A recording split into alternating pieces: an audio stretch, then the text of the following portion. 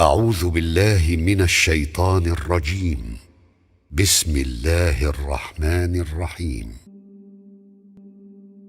فأما الإنسان إذا ما ابتلاه ربه فأكرمه ونعمه فيقول ربي أكرمن.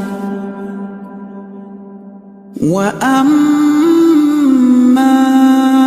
إذا ما ابتلاه فقدر عليه رزقه فيقول ربي أهانن. كلا بل لا تكرمون اليتيم ولا تحاضون على طعام المسكين وتأكلون التراث أكلا لما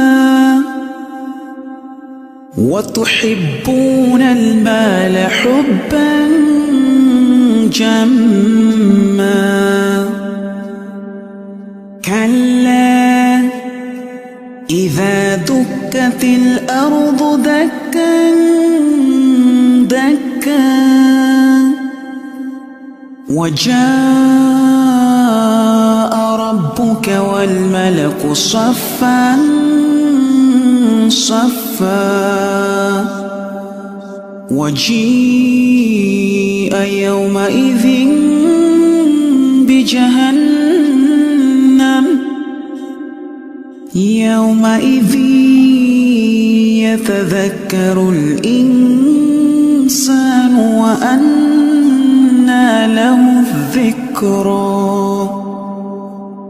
يقول يا ليتني قدمت لحياتي فيومئذ لا يعذب عذابه أحد ولا يوثق وثاقه أحد.